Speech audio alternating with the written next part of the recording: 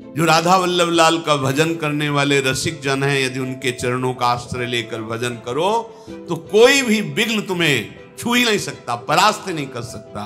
विघ्न तभी परास्त कर सकता है जब आप अपने गुरुदेव को आगे नहीं किए होंगे। आगे का तात्पर्य उनके वचन के अनुसार नहीं होंगे, उनकी आज्ञा पर नहीं होंगे, तो फिर माया का आक्रमण, वो चाहे राक्षसी माया हो चाहे देवी माया हो, वो हमें चाहे शुभ विनायक हो या शुभ विनायक हो, वो हमें परास्त कर देगा। कैसे परास्त होता है उपासक? जब उसकी बुद्धि में भोग सुख की लालसा प्रबल हो जाए और भोग संयोग उपस्थित हो जाए तो जान लेना चाहिए कि ये माया का पूरा प्रवाह हमारे ऊपर हो गया है। भोग उपस्थित हो और तुम्हारी बुद्धि सावधान हो तो समझो कि तुम्हारे ऊपर गुरु कृपा है, माया परास्त नहीं कर सकती। अगर आपकी बुद्धि लालायित हो गई है, राजी हो गई, तो आपसे कोई त्रुटि हो रही है, नहीं तो बुद्धि लालायित हो ही नहीं सकती, राजी हो ही नहीं सकती। कोई त्रुटि है, कोई अभिमान है जिसका नाश होने के लिए ये माया प्रेरित कर रही है। कुंती कुमार, कोई भी कामाशक्त हम पर विजय नहीं प्राप्त कर सकता। यदि मेरी प्रार्थना मानो तो किसी गुरु को आगे करके चलो, तो जहां भी जाना चाहते हो, कोई भी निशाचरी, पैशाची या भूत प्रेत, इसका आक्रमण तुम्हारे ऊपर स्वाभाविक नहीं होगा। शत्रुओं का संताप देने वाले वीर, हम लोगों का बल रात में बहुत अधिक बढ़ जाता है, इसलिए तुम्हें आगे चलने के पहले गुरु का वरण करना चाहिए।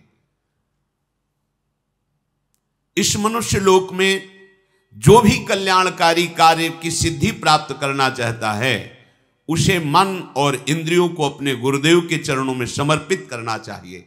अर्थात मन और इंद्रियों को गुरुदेव की आज्ञा के अनुसार चलाना चाहिए। गंधर्वराज ने अर्जुन जी से कहा कि यदि कहीं किसी भी तपस्वी या भगवत आराधन करने वाले महापुरुष को किसी भी बल से तुम युक्त हो करके अपराध कर दोगे, अपमानित कर दोगे, तो तुम्हारी पराजय ही पराजय हो जाएगी। देखो, विश्वामित्र जी महान तपस्या से भी युक्त हैं और महाबली भी हैं, गाधितर हैं विश्वामित्र जी, पर उनको पता नहीं क्या सूझा कि महात्मा वशिष्ठ का अपराध कर दिया, इसलिए सर्वतोभावेन उनकी पराजय हुई। तो अर्जुन ने कहा, गंधर्व, मैं सुनना चाहता हूं, क्या अपराध किया विश्वामित्र जी ने परम ज्ञानी भगवान वशिष्ठ जी का? तो उनका वशिष्ठ जी महाराज ब्रह्मा जी के मन से प्रकट हुए हैं और उनकी पत्नी का नाम अरुंधति है। उन्होंने काम और क्रोध को सदा सदा के लिए जीत लिया है। वशिष्ठ जी ने, वो अपने मन और इंद्रियों को अधीन रखते हैं, इसलिए उनको वशिष्ठ कहा गया है। मन और इंद्रियाधीन, काम क्रोध विजयी हैं। विश्वामित्र भी भारी तपस्या से युक्त है, पर कहीं ना कहीं तप का एक अहम बना रहता है, वो वशिष्ठ जी में नहीं है। ये राजा होते हुए भी महान तपस्वी विश्वामित्र जी। विश्वामित्र जी एक बार अपनी सेना के सहित उस वन से निकल रहे थे जहां वशिष्ठ जी विराजमान थे। तो उनको पता चला कि यहां महात्मा वशिष्ठ विराजमान हैं। तो गाधी तनय विश्वामित्र जी वहां वशिष्ठ जी के समीप गए और जाकर कहा, कुशिक वंश में मैं प्रकट हुआ हूं, मेरा नाम विश्वामित्र है और मैं कुछ क्षण आपके आश्रम में विश्राम करना चाहता हूं। वशिष्ठ जी ने कहा, राजा भगवान का स्वरूप होता है। अर्घपाद्या देखकर उनका सम्मान किया विश्वामित्र जी का और कहा, आप विश्राम कीजिए, ये आश्रम आपका ही है, ऐसा समझिए। महात्मा वशिष्ठ जी ने सोचा, बहुत बड़ी समाज आई हुई, सेना थी पूरी। एक गाय थी जिसका नाम नंदिनी था, जो इच्छा करो तत्काल वो प्रकट कर देती थी। अन्न, फल, मूल, दुग्ध, षडरस भोजन अमृत के समान। जितने भी खाने पीने की वस्तुएं, यहां तक कि स्वादिष्ट चटनी आदि तक सब नंदिनी ने प्रकट कर दिया। एक दो के लिए नहीं, पूरे सैनिक हैं। और सबके लिए नवीन वस्त्र, बहुमूल्य आभूषण उस गाय ने प्रकट कर दिए। और विश्वामित्र की सेवा के लिए सेवक भी प्रकट कर दिए नंदिनी ने। ऐसी उच्च कोटि की सेवा। विश्वामित्र जी ने आपस में बात किया कि ऐसा तो हम भी नहीं कर सकते, राजा होते हुए ऐसी सेवा नहीं कर सकते जैसे महात्मा कर रहे हैं। सबको नवीन वस्त्र, आभूषण और सुंदर भोग सामग्री और सुंदर सजे हुए सेवक, ये सब इन महात्मा के पास कैसे है? तो गुप्तचर ने बताया कि महात्मा का चमत्कार नहीं, ये गाय का चमत्कार है। नंदिनी नाम की गाय है वो ऐसा। विश्वामित्र जी ने कहा बाबा के पास ऐसी गाय थोड़ी होनी चाहिए, ये तो हमारे पास होनी चाहिए। विश्वामित्र जी ने वशिष्ठ जी के पास जाके कहा 10 करोड़ गाय आपको दूंगा, जितने सेवक कहोगे, पर ये नंदिनी गाय अब हम ले जाएंगे। उनका नहीं, हम कोई क्रय विक्रय करने के लिए थोड़ी, ये तो आए हुए अतिथि सेवा के लिए और यज्ञ सामग्री के लिए विराजमान है। विश्वामित्र बोले मैं क्षत्रिय धर्म से प्रेरित हूं, मुझे मांगना नहीं आता, तुम्हें प्रार्थना कर रहे हैं, मान लो। तुम तपस्वी ब्राह्मण हो, मैं तुम्हारा अपमान नहीं करना चाहता, सीधे गाय दे दो, यह है क्षत्रिय धर्म। मुझे पता है कि तुम शांत हो, जितात्मा हो, पर तुम हमारे बल को झेल नहीं सकते हो। वशिष्ठ जी से कहा मैं महापराक्रमी दिव्यास्त्र का ज्ञाता हूं और राजा हूं, इसलिए आदेश करता हूं ये गाय दे दो। वशिष्ठ जी ने कहा तुम्हारे पास सेना है, तुम राजा हो, बाहुबल का भरोसा रखते हो, मैं तो एक भजन करने वाला ब्राह्मण हूं, तुम्हें जैसा रुचि वैसा कर लो, हमारी तरफ से ना है, और आपको जैसा, क्योंकि ये अतिथि सेवा और यज्ञ के लिए गाय है। वशिष्ठ जी के ऐसा कहने पर विश्वामित्र जी ने सेवकों को आदेश कर दिया नंदिनी को बछड़े के सहित पकड़ लो और ले चलो। नंदिनी नहीं जा रही थी तो कोड़ों की मार चलाई। नंदिनी ने महाराज वशिष्ठ जी की तरफ देखा और कहा केवल मैं आपके मुख से ये सुनना चाहती हूं कि आपने मुझे दे दिया है क्या? वशिष्ठ जी बोले नहीं, कदापि नहीं, ये तो मैं सोच भी नहीं सकता, क्योंकि तुम्हारे बिना हमारे यज्ञ कैसे पूर्ण होंगे, अतिथि सेवा कैसे होगी? विश्वामित्र तुम्हें बलपूर्वक ले जा रहे हैं। नंदिनी ने कहा मैं तुम्हारी शरण में हूं, आप मुझे उचित अनुचित का उपदेश कीजिए या फिर मेरे ऊपर छोड़ दीजिए। ये विश्वामित्र के निर्दयी स्वभाव वाले हमें कोड़ों से पीट रहे हैं, मेरा कोई अपराध नहीं है और मैं सर्व सामर्थ्यशालिनी हूं, फिर भी पीट रही हूं केवल आपकी आज्ञा के लिए।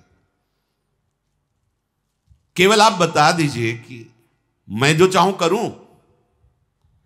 वशिष्ठ जी ने नंदिनी से कहा कि तुम अपनी रक्षा करने में समर्थ हो, पर मैं आदेश भी नहीं करूंगा, क्योंकि हमारा स्वभाव क्षमा में है। किसी को दंड दो ऐसा मैं आदेश, पर तुम समर्थ हो अपनी रक्षा करने के लिए और मैंने तुम्हारा त्याग नहीं किया है। बस इतना सुनते ही क्रोध से फुंकार करने लगी नंदिनी और विश्वामित्र जी की सेना को अपने बल से खदेड़ने लगे। अब लाखों की सेना थी, चारों तरफ से घेर लिया नंदिनी को, उनके पास अस्त्र शस्त्र सब है। नंदिनी जी ने अपनी पूंछ को घुमाया तो अंगार वर्षा होने लगी। थनों से द्रविड़ वीरों का जन्म हुआ,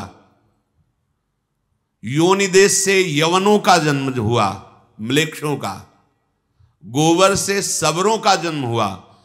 ऐसे प्रचंड बलवान क्रोधी स्वभाव वाले ये सब दौड़ पड़े विश्वामित्र जी की सेना। जितनी सेना थी, एक एक सैनिक को 10-10 वीरों ने घेर लिया, और ये सब नंदिनी जी से प्रकट हुए हैं। देर नहीं लगी, मारा किसी को नहीं, सबको बंदी बना लिया। विश्वामित्र जी देखे कि एक सैनिक को 10 सैनिकों ने बंदी बना रखा है। विश्वामित्र का एक सैनिक और नंदिनी के 10 सैनिक, प्राण किसी के नहीं लिए। बहुत गुस्सा आए कि महात्मा इतना बढ़ा चढ़ा है, इसकी गाय में इतनी सामर्थ्य, अब तुम नहीं बच सकते। विश्वामित्र जी ने वशिष्ठ जी से कहा, अब तुम नहीं बच सकते, तुम्हारे अंदर क्षमा होगी लेकिन मेरे अंदर नहीं। वशिष्ठ जी शांत भाव से खड़े हैं। 3 योजन तक पीट पीट करके विश्वामित्र जी की सेना को बाहर खदेड़ करके वहां बंदी बना ली। 3 योजन तक पिटाई की। वशिष्ठ जी बोले, महाराज गाधिनंदन, तुम परास्त हो चुके हो, जाओ, ये नंदिनी का परिकर वापस हो जाएगा, तुम जाओ। विश्वामित्र जी ने कहा, तुमने मुझे साधारण राजा समझ रखा है। एक बांस की छड़ी लिए हुए वशिष्ठ जी खड़े थे। विश्वामित्र ने तत्काल आंख बंद की और आग्नेय अस्त्र का संधान किया वशिष्ठ जी पर। बस वशिष्ठ जी ऐसे बांस की छड़ी ऐसे कर देते, आग्नेय अस्त्र शांत। वरुणास्त्र, इंद्रास्त्र, याम्यास्त्र, वायुवास्त्र, सब अस्त्रों का प्रयोग कर लिया। बस वो एक छड़ी लेकर ऐसे कर देते, उनके अस्त्र बेकार हो जाते। सारे अस्त्र, दिव्यास्त्र सब निष्फल। विश्वामित्र जी ने कहा, विश्वामित्र छत्र भावान निर्विण्णो वाक्यमब्रवीत दिग्बलम क्षत्रि बलम ब्रह्म तेजो बलम बलम। धिक्कार है हमारे बल को। आज हमने देखा बल तो इन ब्रह्म ऋषियों में है। एक बांस की छड़ी ऐसे कर दी, सब दिव्यास्त्र बेकार। विश्वामित्र जी से फिर वशिष्ठ जी ने कहा, आप जाओ, आराम से जाओ, तुम बलहीन हो चुके हो, अपनी सेना ले जाओ और फिर किसी ऋषि का अपराध न करना। पर इनके मन को शांति नहीं। भारी तपस्या के द्वारा मैं दंड दूंगा ही वशिष्ठ को। अगर ये ब्रह्म बल से युक्त है तो ऐसी तपस्या करूंगा कि ब्रह्म ऋषि बनूंगा, फिर इनको दंड दूंगा। अभिमान का नाश होना बहुत कठिन होता है। भारी तपस्या की, तपस्या करते यदि किसी से द्वेष है तो सफल नहीं होती। सिद्धांत है, विचार के इनके वंश का विनाश कर देंगे। ओ क्रोध बड़ा विचित्र होता है। वशिष्ठ जी के बड़े पुत्र शक्ति जी, वो आ रहे थे, सकरा मार्ग था, तो एक राजा कलमसपाद जी वहां से जा रहे थे। शक्ति मुनि ने कहा कि मार्ग छोटा है, आप हट जाइए, क्योंकि जब ऋषि पधारते हैं तो राजा को भी मार्ग देना होता है। उसने कहा, आपको शायद पूरा ज्ञान नहीं है क्या? राजा भगवान का स्वरूप होता है, जब पधारता है तो ऋषि भी पाद्यर्घ्य देकर उसको मार्ग देते हैं। ये बात हो ही रही थी कि विश्वामित्र जी ने देखा और एक राक्षस को मंत्र के द्वारा राजा पे आविष्ट कर दिया। शक्ति महाराज को खा गया वो राजा। 100 पुत्र विश्वामित्र जी ने महाराज वशिष्ठ के राक्षस आवेश करा करके खवा दिए। भारी तपस्या में संलग्न। एक दिन रहा नहीं गया, सोचे आज तो जाकर वशिष्ठ जी को हम जैसे भी होगा मारेंगे।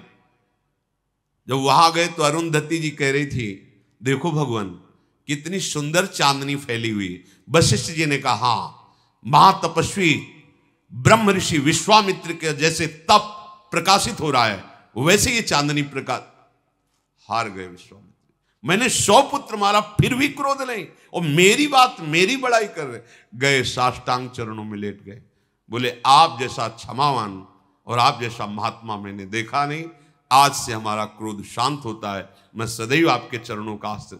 ये गंधर्व ने कहा, कोई कितना भी बलवान हो, यदि गुरुजनों का, महापुरुषों का अपराध कर दे तो वो परास्त ही होता है। इसलिए हमारी प्रार्थना है कि आप किसी भी ऋषि को गुरु रूप में वरण कर लें। तो उन्होंने कहा आप संकेत कीजिए, यहां कौन ऐसा है जिसको मैं गुरु रूप में वरण कर लूं, जो हमारे अनुरूप हो।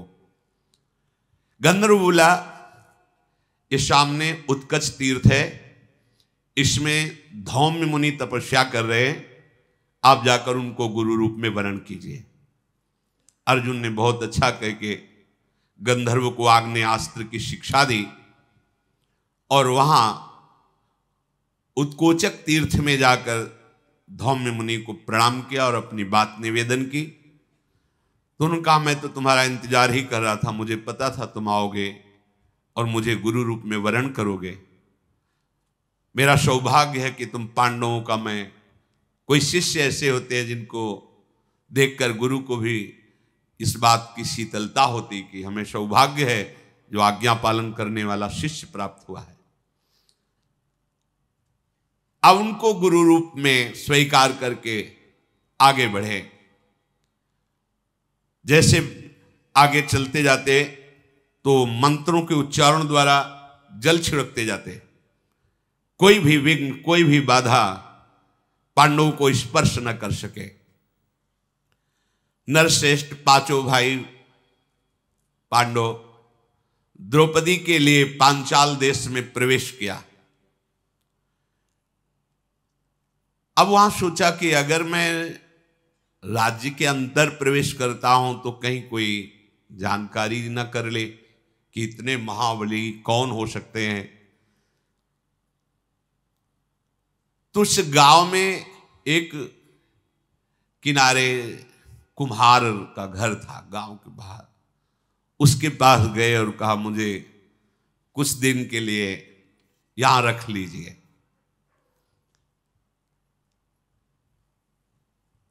उधर स्वयंवर की रचना हुई, बड़े बड़े राजाओं को निमंत्रण किया गया जो वहां स्वयंवर में पधारने लगे।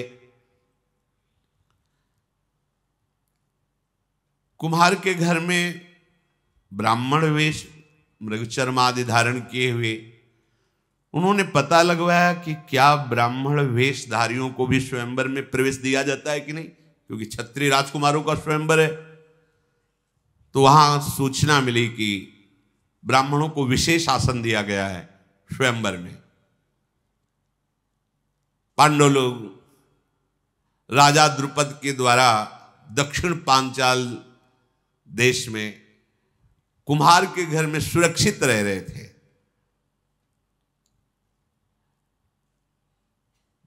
एक गुप्तचर को भेजा और कहा स्वयंवर की क्या दशा है। उसने आके बताया कि ऐसा लक्ष्य भेद रखा गया है कि सिर्फ अर्जुन ही भेद सकते हैं, दूसरा नहीं।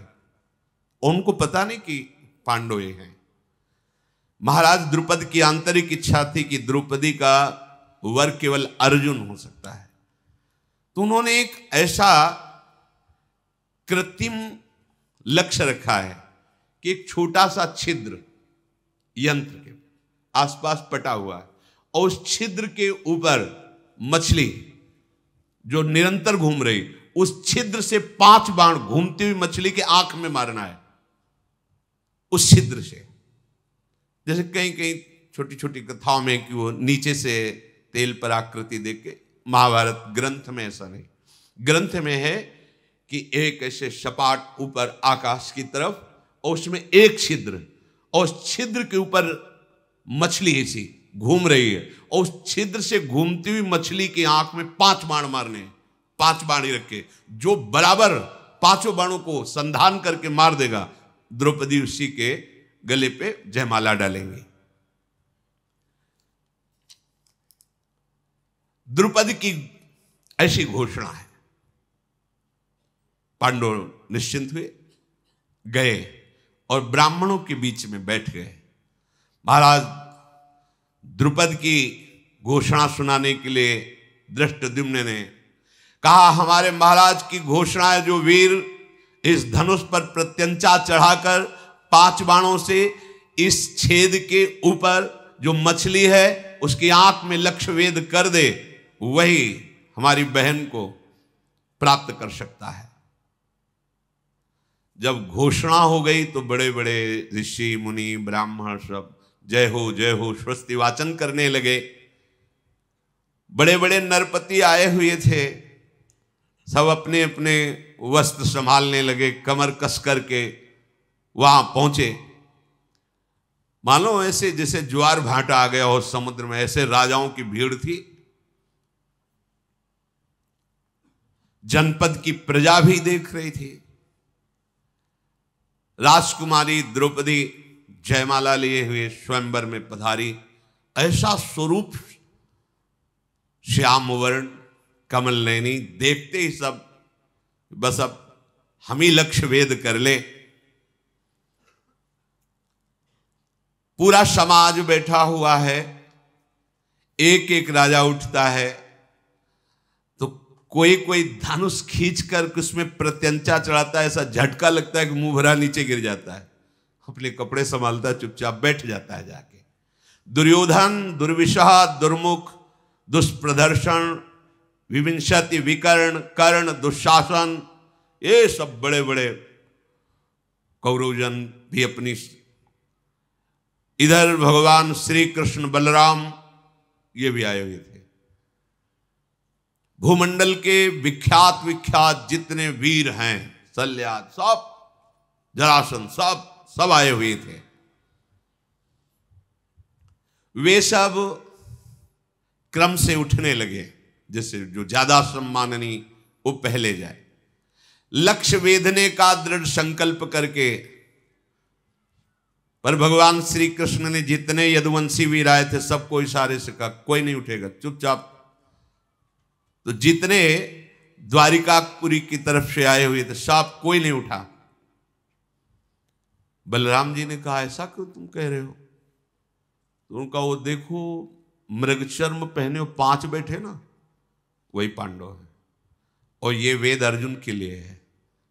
अच्छा ये अर्जुन है, हमने तो सुना था कि उसमें अग्नि महल में बस नहीं, वो देखो 5 बैठे। बलराम जी को बड़ी प्रसन्नता हुई। केवल भगवान ने बलराम जी को संबोधन किया।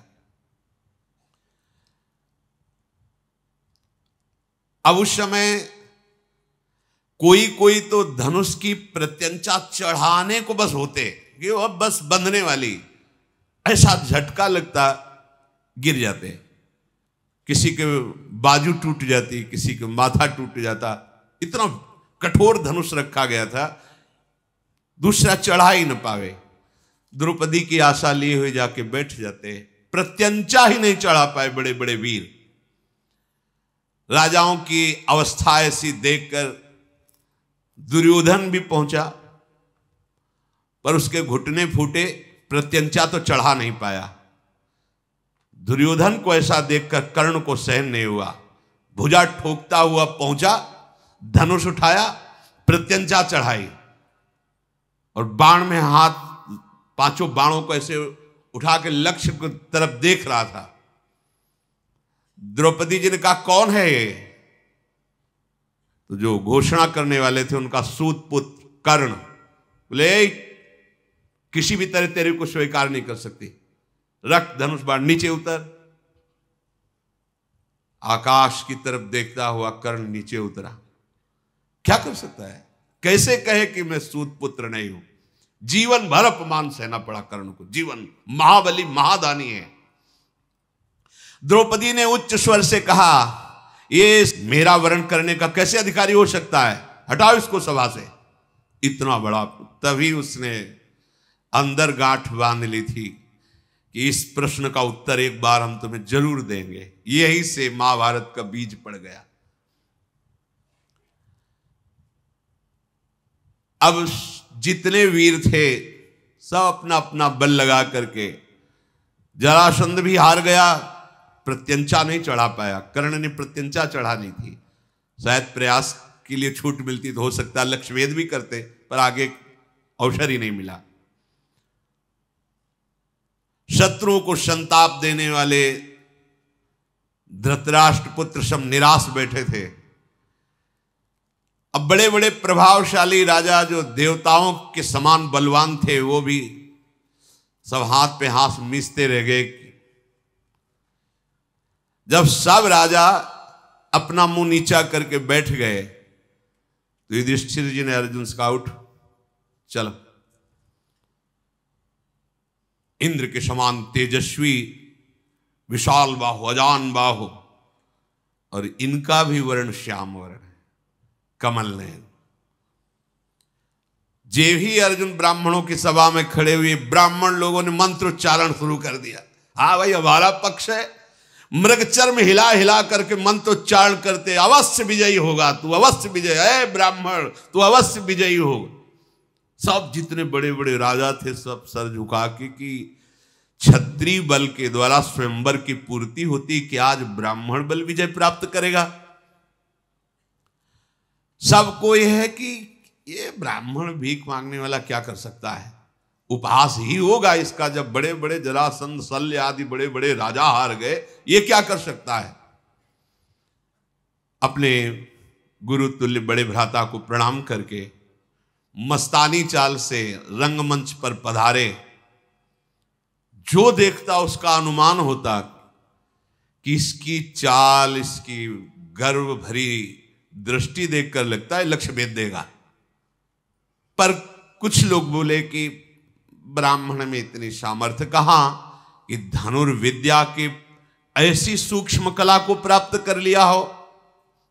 अर्जुन जी गए, धनुष की 4 परिक्रमा की, माथा झुकाकर, यह किसी ने नहीं किया था, जाके प्रणाम किया। इसके बाद विद्याओं के परम गुरु भगवान शंकर को मन ही मन प्रणाम करके भगवान श्री कृष्ण का चिंतन किया और सहज में धनुष को उठाया। खेल खेल में प्रत्यंचा चढ़ाई, बात की बात में 5 बाण संधान किए और लगातार वो घूम रही थी, 5 बाण लक्ष्य में वेद दिए। ब्राह्मण लोग उछल पड़े अपना अपना कमंडल लेकर के, मृगचर्म ले, विजय हो गई। बड़े बड़े जो राजा आए थे सब निराश, ऐसा कैसे हो सकता है, ऐसा कैसे हो सकता है। अब तो स्वस्ति वाचन प्रारंभ, जो ब्रह्म ऋषि थे, हरि ओम मां स्वस्ति ला, जल छिड़क रहे अर्जुन के ऊपर। राजाओं ने कहा कुछ नहीं हुआ, लक्ष्य भेद करके द्रौपदी को नहीं ले जा सकता। हम बहादुर राजाओं के बीच से द्रौपदी को ब्राह्मण नहीं ले जा सकता। इस ब्राह्मण को जान से तो नहीं मारना चाहिए क्योंकि ब्राह्मण है, इसे बंदी बना लो और महाराज द्रुपद को जान से मार दो। और द्रौपदी का इतने राजा हैं तो अपहरण नहीं हो सकता, इसलिए इसको भी भस्म कर दो। क्षत्रिय राजा, अद्भुत कर्म करने वाले अर्जुन ने द्रौपदी की तरफ देखा और इशारा किया कि घबराना मत, शांत रहना। ये राजा द्रुपद अन्याय कर रहा है, ब्राह्मण को कन्या देगा। यहां हम क्षत्रियों का अपमान हो रहा है, तिनके की तरह हमारा उल्लंघन हो गया। मारो, सब घेर के इस राजा द्रुपद को। तब तो भयानक कर्म करने वाले भीमसेन युधिष्ठिर जी से कहा, भैया अब चुप रहने का अवसर नहीं है, अब हमारे रिश्तेदार हो गए महाराज द्रुपद और इनको किसी भी तरह की आंच नहीं आनी चाहिए। राजाओं को क्रोध में भरे देख करके उसी धनुष को अर्जुन ने संभाला और वही 5 बाण, और कहा इतना ही काफी इनकी दवा के लिए। ये वो 5 बाण ऐसे दिव्य थे, लक्ष्य भेद करके तुरंत आ जाते थे। जैसे मद की धारा बहाने वाला मदोन्मत्त गजराज हो, ऐसे भीमसेन उठे, अपना कमर में वस्त्र बांधा, कहा हमें किसी अस्त्र की जरूरत नहीं, अपने घूंसे के प्रहार से सब राजाओं के नशा ठीक कर देंगे। बड़े बड़े राजा अपने अपने धनुष उठा करके, द्रुपद महाराज भागे और अर्जुन की शरण में आके रक्षा कीजिए, जब तुम इतने वीर हो तो हमारी रक्षा कर सकते हो। असाधारण बुद्धि वाले अर्जुन ने कहा कि अचिंत्य कर्मा युधिष्ठिर की जो शरण में आ जाता है उसको कोई नहीं मार सकता, चाहे देवता ही क्यों ना हो। आप निश्चिंत रहिए, ना आपकी प्रजा के, ना आपके राजभवन के और ना आपकी राजपुत्री का कोई भी किसी भी तरह से अमंगल नहीं कर सकता। आप इतना समर्थ के बीच में खड़े हो कि इस समय त्रिभुवन का कोई भी देवता, दैत्य, दानव सब मिलकर प्रहार करें तो भी आपका बाल बांका नहीं हो सकता।